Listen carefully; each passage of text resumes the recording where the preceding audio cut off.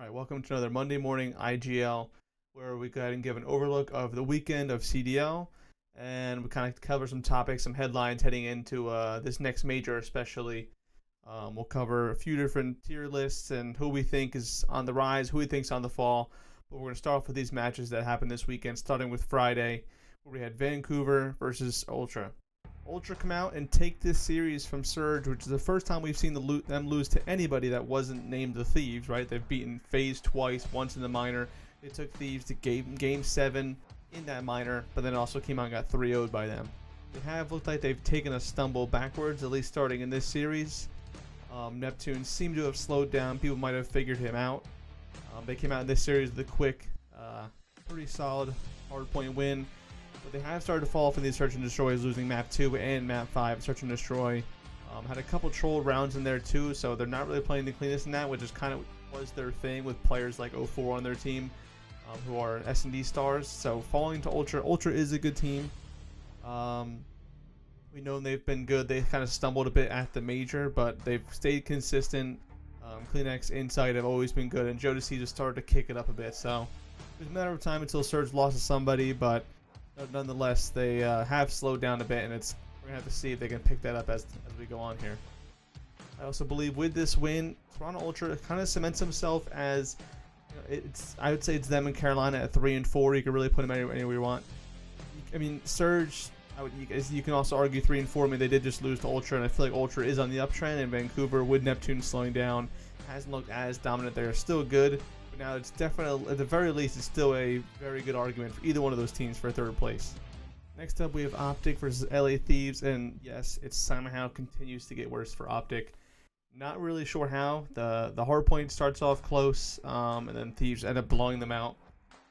Seemed like there was hope for Optic, and once again, they just can't keep it going, and they eventually get smoked to end the map. Control wasn't close. Search, there were multiple chances. They looked decent again. Like, all right, the hardpoint wasn't terrible, and then Search looked decent, and then just a couple misplays. And I mean, obviously Thieves is a great team, so Optic's trying to get back on track against the best team in the league right now. It's just not gonna work. And then, I mean, Kenny drops a .32 with 17 kills across 3 maps. Yeah, just not really sure where this team goes from here. I mean, they haven't improved at all. And to not win a map is just still baffling. This team, Kenny was the player that clutched the 2v1 to beat him, round 11 last time they played, and they didn't have a chance. No one's playing good on that team right now. It's obviously Thieves are disgusting. You have Hydra with a 1.6. When a Ghosty dropping a 1.5, you're not gonna have a chance. His Scraps also dropped a 1.5. Envoy 1.3. It was utter domination all the way through, so that wasn't even close. We rounded out Friday with Miami versus Carolina. There was some hope for this being a decent series because Miami's been a hit or miss this season. They've shown real glimpses of being good, right? Obviously, they came in 3rd on LAN, but Carolina comes in, sweeps the floor with them 3-0.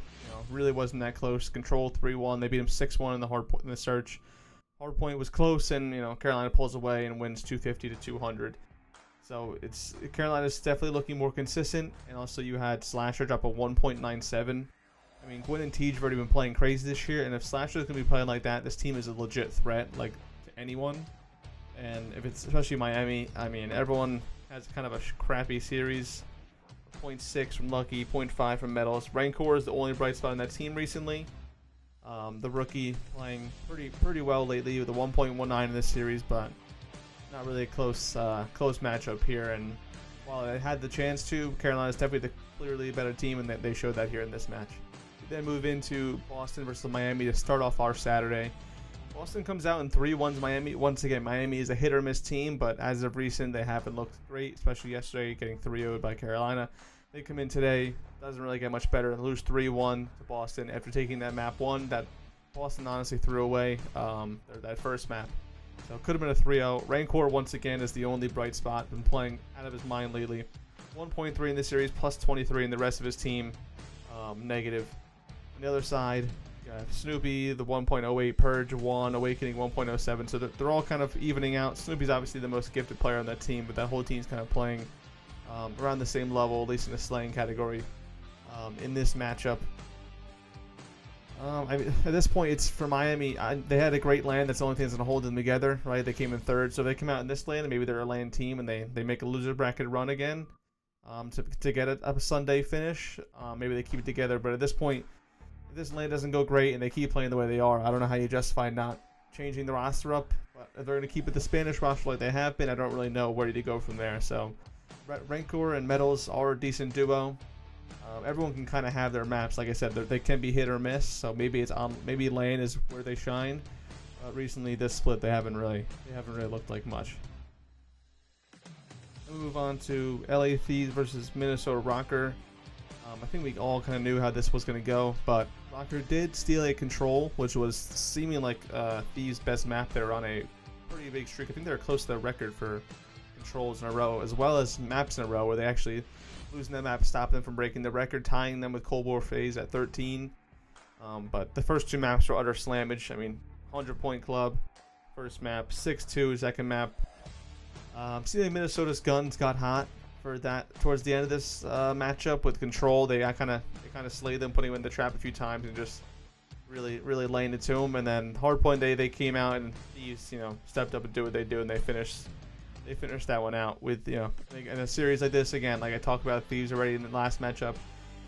When Ghostie's dropping a 1.43, you're not going to have a chance because that roster is too good. So, the other side, not much else to note there, but I think we all kind of expected this one. Now heading into the Vegas Falcons versus Carolina. Obviously, we all know Carolina was going to win this match. It was just a matter of how many maps, if any, could Vegas win. And it was an interesting series. They lose the hard point. Map 1 by 17 points. It came down to a last rotation to that P1, and they couldn't get it done, which has been their problem all year. They just cannot clutch up in those moments they need to be clutching. They get absolutely ran in search, which has looked like one of their better modes. They do win a round 5 control, which is pretty big, and then they come out the next map once again and lose the hard point by 19 points. Once again, it came down to a few rotations. Vegas, they had a kind of thing going where their teamwork looked better. They were definitely slaying. Just a few moments where they would lose, they would get broken on a point. They rotated pretty early a few different times, especially off of P2. Head to that P3, give up a lot of free time, and you would think they would have secured the rotation and got a good time off it, and multiple times they failed. So giving up a lot of free time, and still this is a close series. So I mean, they're getting closer, it seems like, but they're still, so far away. Exnid once again to the bright spot. 1 KD, everyone else red. Carolina's pretty even. Everyone at a 1 KD. Vivid at a 0.93. But they definitely look better, especially against the Carolina. Is a good team. But it's just, I don't know. I don't know when they're going to get that hardpoint win, and I'm not really sure that they're ever going to get a series win just because they don't have the clutchness to even close out a map. So it's we'll have to see with them. All right, next up we had FaZe versus LAG. Which coming into this match, we all assumed it was going to be just a slammage across all modes, whether it was a 3-0, 3-1. We assumed it was going to be a slammage, but LAG actually comes out and makes this thing respectable. They lose that first hard point by 10 points. They kind of get smoked and search and destroy, but then they come out in control. Pretty dominant, putting FaZe in the spawn traps multiple times, securing themselves defense. And then the Hostia and the hard point, again, losing by 26 points. Like they were right there the whole series. Only Draza on FaZe was positive with a 1.3. Everyone else in the 0.9s. Without him and some of the plays he was making in this series, FaZe very easily could have lost this series. Honestly, 3-1. Besides that search and destroy, Draza was bailing them out in every possible situation. Multiple triple kills, multiple double kills in situations where they really needed it. And when they came down to 10 points and 26 points, he really kind of saved it. And the other side, Lynn's the only one positive. Not much else to note there. No one too high or too low. But LAG for being what are assumed the worst team alongside Optic before coming into this match. It was a pretty good showing from them. At least it seemed like they're building some momentum, at least with this new roster, Lunars and Priesta back in that lineup. So overall, FaZe obviously came out at 3-1, but it was definitely closer than we all thought. To start off our Sunday, we had Optic Texas versus LAG, and Optic Texas come out and finally get not just a map win, but they get a series win. It was pretty dominant, honestly, overall. The first hard point, they win that by 90 points. They lose search. They still have their search issues, which they'll have to work through going into this major. But 3-0 in the control looked dominant all the way through there. And the hard point, they come out at the end, and it was close, but they pull away and finish games like how you expect Optic to finish games. You got Pred with a 1.45, who an absolutely berserk map for the 1.64 KD, 41 and 25 from him, going absolutely crazy. Overall, everyone green besides Kenny with a .91, which he's still not shooting great, but at least it's no longer that bad. That's kind of what we expect from Kenny, right? He hasn't got that many kills, or too many flashy plays, but he's gonna circulate that team. And for LAG, I mean, like we talked about just before, the great series versus FaZe, and then they come out in this series and they just get ran over. I mean, besides this search and destroy, nothing really looked good for them, honestly. Like, I don't really know. I don't know where you go with them. If they come into this major and things don't look great, I mean, this isn't a great start. You versus falling off Optic and you get smoked. Maybe Optic found their footing and it just happened to be against them, but not a great look for the Gentlemen. The Vancouver Surge versus Minnesota Rocker in Vancouver. Kind of get back to that form. Neptune comes out with a 1.08. He kind of finds his footing once again after kind of not falling off, but not playing at that high level he was playing at, which can't be expected every single series. They lose that search and destroy, so search and destroy still continues to be a problem for them, even though that kind of seemed like that was their rock before this whole Neptune thing. But they kind of waver in that search, losing 6-1. Pretty dominant control with a 3-1 win. Hard points, you know, they were close, but they're still convincing by Vancouver Surge. Estriel, the only one on Minnesota Rocker, the 1.23 plus 17. Hero minus 29, a 0.68. So not a great match from him. That Minnesota Rocker team, they have the potential to be good, but they all have to be shooting. I mean, Paul, the 0.79, like, when Paul was playing good and when Gio was playing good, that this team can actually be good, but they can't have one guy try to carry them. They're just never going to win that way. And Abuza continues to be dominant, starting to get back to that form that we saw him last year in his rookie year, plus 14 with a 1.22. So this Vancouver team is still dangerous despite that loss to Toronto. I still think they can make some noise here. And with the last match of this split, we had my Cloud9 New York going against Atlanta FaZe. Definitely, you know, FaZe was still favored in this one, but I had some faith in my Cloud9. I feel like we've been looking good lately. Sib's been frying. Krem's been playing well. But we come out that first hard point and really wasn't close. Everyone is red by a pretty good margin, besides Sib going plus 9 with 1.43. Sally on the other side with a 2.06 plus 17. We come out in the search. Our search continues to look good. I really like our search team. Kremp has been frying. He went 12-5, the 2.40 in search, so he's kind of been a bright spot for us right there. That's kind of a game that we relied on, especially against some better teams. Control was close. FaZe just had the better offenses, and they capitalized when they had those chances. They put us in the spawn trap a few times. We couldn't get out of it. When we put them in the spawn trap, they would eventually get out, and they would have gone to win around. And then this hard point, man, to end it, Hacienda hard point. It's one of our better maps. I mean, against the FaZe, we take it 240 to 250. We lose that one. Kremp was frying, drops 33. Sib once again, 1.08. But FaZe ultimately take it. Came down to a P4 Rock Hill. We had to break. We got into a 240 to 240-ish game. And then FaZe got a few clutch kills, ran into that P1, won it there. So I'm happy with our team's performance. We come out end of stage 4-3. This is a good FaZe team still. But FaZe's search woes do continue. I mean, I feel like we're a decent search team, so you know, it doesn't take away from them. But FaZe's search has not looked great looking recently. So going into this major, that's something to watch as we continue. All right, next I want to move into some players that I feel either have a rising stock or falling stock going into this major too. The first player I have on this list is Joe Deceives, and I have him on the rise. He's looked fantastic recently. So is Toronto Ultra. They won their last 3 matches going to this major. Obviously, one was against Vegas, one was against Optic, but he drops a 2.0 against Optic. Had a multiple just berserk maps. He had a quick 3-piece and one of the searches against him where he somehow maneuvers throughout that entire team and gets those kills. He was a player last year that came into the LA Thieves late. You know, he was kind of a middle of the road player and didn't really catch your eye until they kind of found their form towards the end of the year. We saw them reach the Esports World Cup final, and I think that overall that whole team looked good, and all those players from that team now on different teams. Besides Dan Gossi, who's still there, all went on to look great. So Joe Deceives being one of them, I think he's been playing great recently. Like I said, his this so far for the season, he's at a 1.06 overall KD. 1.25 in search, so he's really killing it there. And this Toronto team, like I said, they come out, they beat Vancouver 3-2. He drops to 1.04 with 81 kills.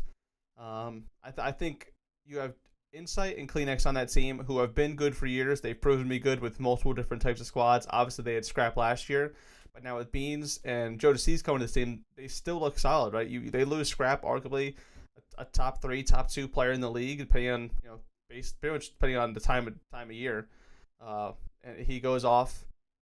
They lose him, and you kind of expect Ultra to maybe waver a bit and stagger back down, but those Kleenex and Insight, they have a clear system there, and Joe DeCease and Beans are fitting him real well. And I think Joe DeCease, if he can start taking over and continue to play the way he is, well, not only one, but I think he'll be a star in the future, wherever he ends up in a few years. But I think he's going to continue to be a star, and that Ultra team has a legit chance, I think, to go win an event. If he's playing that way and Insight and Kleenex are doing a thing, Beans is going to be that guy. But I have Joe on the rise, just mostly for what he's doing for this Toronto Ultra team right now, especially after they lost Scrap last year. Next up, I have Rancor, who I also have on the rise. Coming out in Major 2 qualifiers, he had a 1.1 KD overall.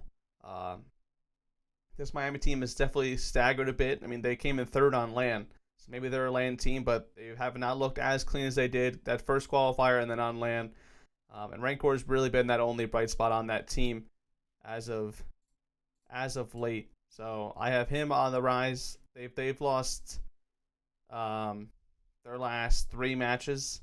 Boston, Carolina, Vancouver, lost all of them. None of them were really honestly close. Their last win was Optic Texas, where they 3-0'd them. He had a 1.4 in that series. He had a 1.0 Vancouver, 1.1 versus Carolina, 1.3 versus Boston. As this team has definitely fallen off from where they were. I think they're outside the top 6 right now. He has been the only bright spot. In multiple scenarios, has kind of been the thing that's kept them in the game a few times. I don't really know this direction this team is going to go, but with a young player, he's only 22 years old. I think if they're ever going to try to maybe make a change to this team, he's definitely someone you want to build around. I don't know if they want to stick with the Spanish route, but he fits that narrative, and if they're looking for a star, he's their guy. 1.0 on the season, 1.11 in hardpoint. Rancor I definitely have on the rise going into Major 2. Moving on, we're going to go into some of my players to watch going into this Major. Some key players, not always the best players or the worst players, but players I think are going to have the biggest effect on whether a team, makes a run or has an early step out going into this Major. I want to start off with Abuza for Vancouver Surge. Obviously, they have Neptune. He's kind of been that guy that's given them that new life, and they put themselves as a top 5 team at the very least, and a team that can compete with Thieves. Went 7 games with them. So, but I think it's someone like Abuza, who we saw as a stud last year, as a rookie, came out and was one of the few bright spots on that Surge team throughout that year, as they didn't really have much success. But he was definitely someone that they leaned on coming into this year. They wanted to build off of, and he kind of came out with a disappointing start this year. Didn't really look like himself. Just wasn't really popping up in any of the stat lines or any of the highlights that we were used to seeing him make. But as of recent, they have their matches against Rocker. He had a 1.2, Toronto 1.3, Boston at 1.1. So as of late, he's definitely kicked it up at 1.13 against our loss to LAT. It's a great team. He's playing well. At Minor 2 championship, he had 130 kills. So I think if someone like him can step up and start playing how we really thought he would kind of evolve into this year, that only frees up Neptune that much more. Players like 04, Nasty, who are already playing great this year, which is why this team's a top 5 team. But if Abuza can really make that step, be that threat of an AR that's going to come out and drop 40 kills on you in a hard point. Like I said, when you have players like Neptune already running on the map, that's what makes this team a potential to compete with Phases and the Thieves. You can't just have one rookie come in and be flashy and think you're going to go make a run. You're going to need guys that have been in the league now a year. He has some experience that has proven to be good, and you're going to need players like him to play well to help elevate those other players to kind of put you at that level, or at least in reaching distance of that level. Next, I'm looking at Hydra, and I know this sounds weird because obviously this whole LA Thieves team it's called a super team for a reason. These are all great players. Hydra is arguably the best player in the league. Past 2 years now, going to this year again. But we saw him kind of come out with a slower start going into this year.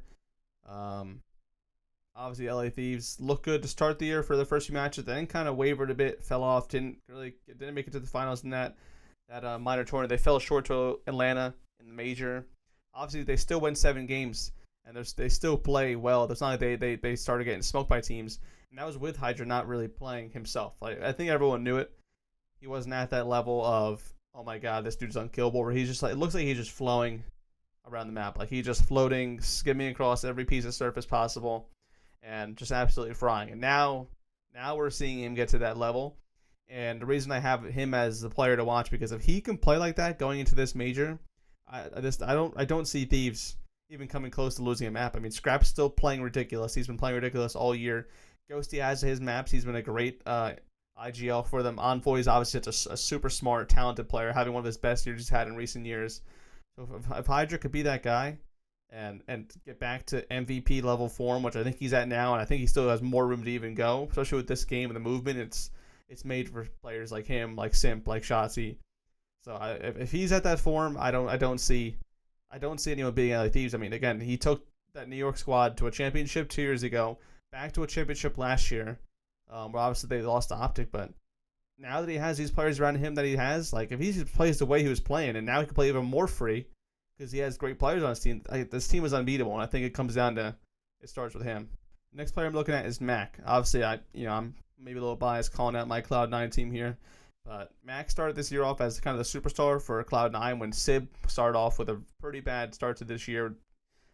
He's even made the jokes himself when he was dropping 0.7s. He was still confident in himself, but obviously he wasn't playing great. And what kind of kept Cloud9 respectable, besides those first few matches where they looked like possibly the worst team in the league, was Mac. Mac looked like a superstar. Hadn't played in a year, and he came back, and no one really knew how he'd look, and he looked amazing.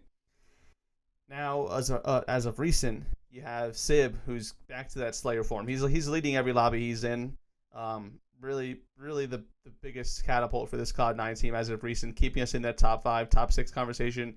Like I said, we had a good match against Thieves, even though we fell 3-1. I think Sib's really keeping us in there. Mac has fallen off of what he was. Maybe that's Sib's taking over and playing. They have to change up their roles how they were playing, but he's definitely had a lot more slower maps than he was at the beginning of the year. So I just think, I'm a Cloud9 fan, but I really think this team can compete. If you have Sib slaying on the level, you got Attach kind of leading the group, playing his role in that hill. Kremp has been a great S&D for us.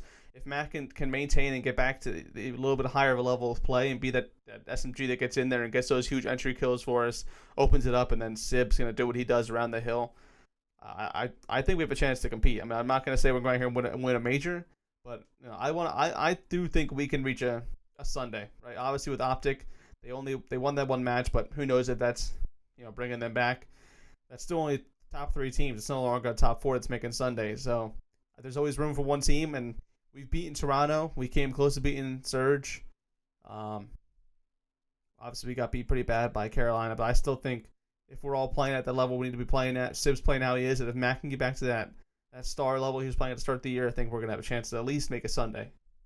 And this last one I know might seem kind of weird, but I have Shotzi. I know everyone's thinking Kenny because how horrible he's playing, but Kenny was never, the leader slaying on this team. Obviously, he brings championship level experience. He's been in the league for a while now. He's a really well respected mind in the game.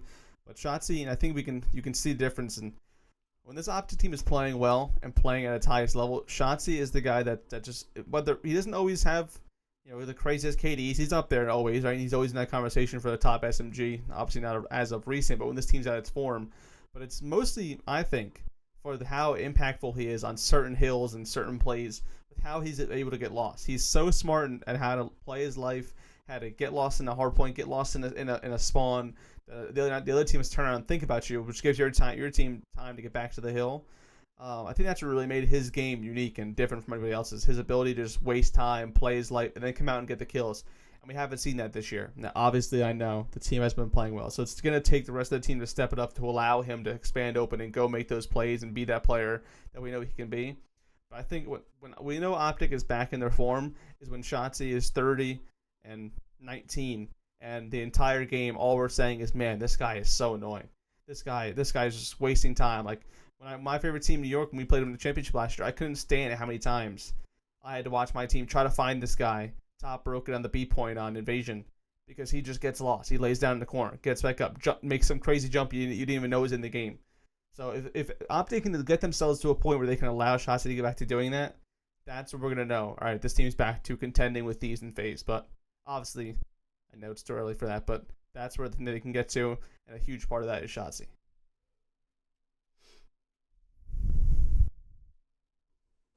And this is just another topic I wanted to touch on, just a question I had while watching this past weekend, honestly the past few weekends, and are score streaks useless this year? Because I know we've seen some cars make good plays like that, but especially this weekend, it's more than often than not you're killing your own team with those things. And score streaks, I feel like, I don't know if the hills are just inside a lot or if these missiles aren't as good, but every time I watch a team call on a cruise, they get that wide camera angle, and 2 of the missiles hit a roof. The other one goes and hits the point, and it gets nothing. I don't know if this is the player error, the players haven't figured out how to use this thing yet, but I don't ever see it, busting open a hill like I feel like last year's game, that cruise missile, you can rotate late because you knew you had that, and you can go and take that hill. I don't know if it's how the teams are playing it. I don't know if it's the maps, if it's the missile itself, but more often than not, you're either killing your teammates, maybe you go 1 for 1, one of your teammates, one of theirs. But it's also, I don't ever see, even if you get the kills, I don't ever see teams go ahead and take the hill from it. It might hit, explode, and then the other team's back in the hill. That's just kind of what it seemed like compared to what I've seen in recent years, where streaks actually meant a lot and you got them, especially when there was a 6-kill streak. People were playing for those streaks, really hard. Now it's more of a score streak, so you just lay in the hill, get a few kills, and you got one. But I feel like they don't have nearly as big of an impact, and we've seen multiple plays with the RC cars. Someone shoots it early and blows the person up that's running in with it, or they just get shot as they're driving in. Obviously, they're getting information. That's always important, but I feel like they don't make that big of an impact as you would expect with an RC car and a Hell missile. So, I don't know. I don't know if that's just this game, just how I'm seeing it, or if it's just the players haven't figured it out yet. So, I guess we'll have to see as we continue going on with this season. I also want to touch on how long we think Vegas Falcons will continue to let what's happening happen. At some point, this is a really respected esports organization. It's from Saudi Arabia. It's really huge over there. They're very good in almost every other esport. Obviously, the money that comes from that part of the world in this organization, they are literally in probably every esport. They won the Esports World Cup because they had so many teams in each one that they accumulated the most points by a lot. So you got to think, with that prestigious of an esports organization, and you have a team here that is literally winless going into the second round of tournament. I don't know, it's pretty egregious after 2 qualifiers and a major tournament going winless. If they go through this major and then the next qualifier winless, I really don't see it. As an ownership, you sit there and be like, yeah, we're just going to keep rolling with our guys.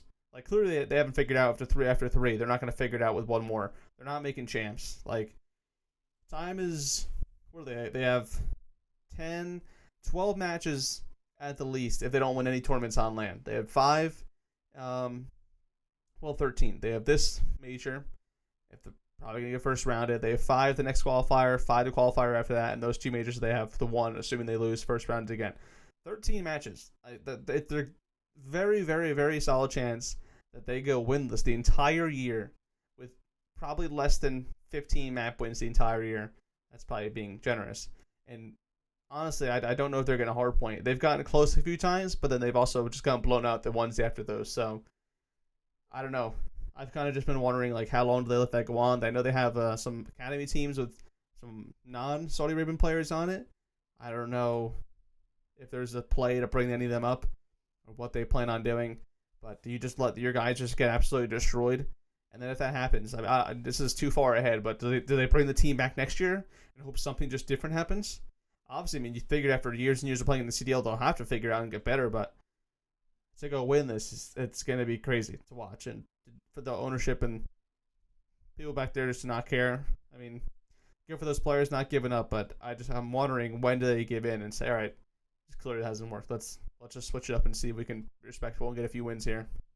All right, and we'll finish this up by talking about the bracket, right? Major 2, we finally have seating set all the way through. We have Heretics, Falcons, Optic, and Grillmates all missing winners bracket. So, Optic, it could get interesting with Optic down there. Yeah, it's Cloud9 versus Ultra. The winner of that moves on. The loser, I believe, would be playing Optic. I believe. So things can get very interesting. I got Thieves winning first round. I'm taking Carolina. I think Carolina beats Surge first round as well. FaZe, and then I'm taking Cloud9. You know what? I got Cloud9 over Ultra this first round. We've beaten them before. I know it's online. Ultras look good, but we've held our own against these top teams we've played. I don't think it's too far of a stretch to say that Cloud9 can win this one. So I think I'm going to say Cloud9 right there. Moving down, you would get Boston Breach versus Heretics. I'm taking Boston there. Heretics have not shown me enough as of recent. I think Boston make at least a bit of a respectable run in this major and don't get first round bounced. So I'm taking them over Miami Heretics. Move on to elimination round 2. I'm going to bring a Surge versus Falcons. I'm not even going to talk about that. Surge.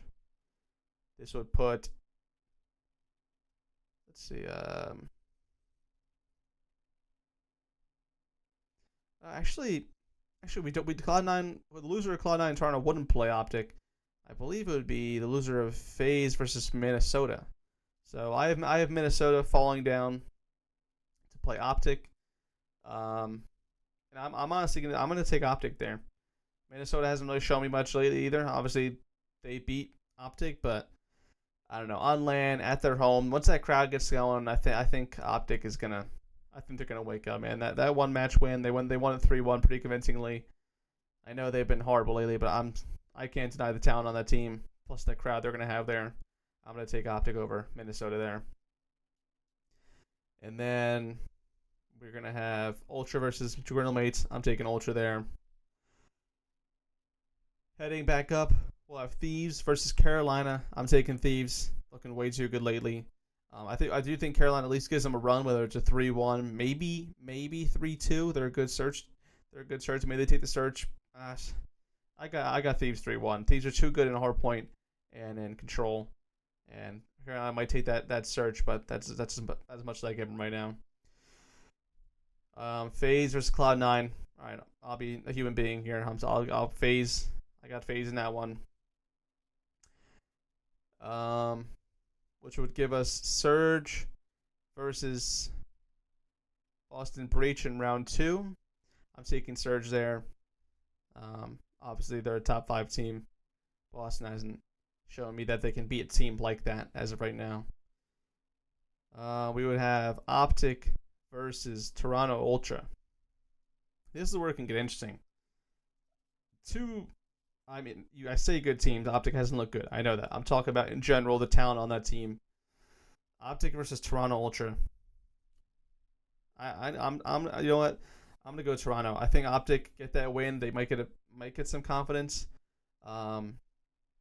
against Rocker, but I don't think Rocker's that good of a team. I think they're gonna come up against Toronto, who are solid and consistent. I'm gonna take in Toronto there. They had an early dropout last major. I'm taking them. I think they're gonna actually make a push this major. We'll give Optic that one win at least, and then get their rings while still being in the tournament at the very least. So we'll stick with the elimination rounds. It'll be Cloud9 versus Surge in elimination round 3. We'll have Toronto versus Royal Ravens and the other one. So yeah, I'm Cloud9. That's a winnable match for us. You can call me biased. I'm taking Cloud9. I think Surge is gonna fall short of their expectations now that they have expectations on them, and I'm gonna take us. I think it's 3-2. I think it goes to the wire. If Surge has wavered in their searches, we've looked pretty decent. I think we've looked decent enough in our hard points and controls to at least contend and get one of those, and then take the searches from them to move on. Toronto versus Carolina. God, this is a close one. I think. Trying to think again. Ravens are good at search. Toronto's pretty well rounded. Joseph Seas has been gross. I'm gonna go Carolina. I think Carolina take this one. I feel like they just play with confidence. They have some experienced players in that team. T just looked great this year. If Slasher plays well, this team is legit. If Slasher plays well, Gwynn's gonna play well. TJ's gonna play well. Obviously, Vivid's their weakest link, if you want to call it that. But when Slasher plays well, this team looks pretty disgusting, like they did at the beginning of the year when Slasher started off the year with a pretty great stretch. So I'm gonna take Toronto, making it Cloud9 versus Toronto in that elimination round 4. Then we have Thieves versus FaZe. Obviously, winners finals. I'm still taking Thieves. I know it's only online, but I just think last time we saw them on LAN, it went 3-2, and then it went Game 7. So no matter where you go here, you can't be wrong. But I think, like I talked about earlier, I think Hydra's finding his form. And I think if he finds his form and sticks with his form going into the LAN, it was already so close last time. If he's playing even better than he was, I think they beat FaZe. Not pretty convincingly, but I think there's a chance to 3-1, maybe a 3-2. But I'm still taking Thieves to move on to the finals. Looking up now to round 4 eliminations, we have Carolina versus my Cloud9. How far will my bias carry me? I'll be honest. I'll take Carolina here. They fell short last time in this position to Miami. I think they don't let that happen again. Cloud9. Well, I think this is a great placing for us. Elimination round 4, elimination semis. I think that's a really good step for our lineup, especially after how we started the year. Last major we didn't make it too far, but I think our journey ends there. I hope not. I think our journey ends there at elimination semis, and Carolina moves on to go ahead and play FaZe. You know what, and call me faded. I'm taking Carolina versus FaZe. I don't care. I think Carolina's going to be riding that high. They're going to be making a loser's bracket, just marathon through all these teams. They have to go up against a couple of good teams, and I think they're going to come out and shock FaZe. I think FaZe comes out, wins that hard point. Started off, I think Carolina strikes back with the S&D win. I think it's going to go Game 5. I think Carolina's going to steal that map 4 and then go ahead and win in the search. Like I said, FaZe's search doesn't look great. Carolina's a great search team. I think it's going to go Game 5. They just got to steal one of the respawns. That's all they got to do, and I think they win that. And then we have Thieves versus Carolina in the finals. And as much as I've been hyping up Carolina, Thieves are just at a different level. I'm taking Thieves 4-2 to win Major 2 and crown themselves the best team. And the super team will kind of be cemented in what everyone thought they were going to be and have a minor win under the belt and a major. So that's what I got. I got Thieves taking it all 4-2 versus Carolina. All right, that's going to do it for IGL. All right, that's going to do it for our Monday morning IGL for the Stage 2, Week 4, heading into Major 2 LAN event. I'll see you guys next week. We got an exciting weekend coming up. I'll have it all covered for you. Catch you next time.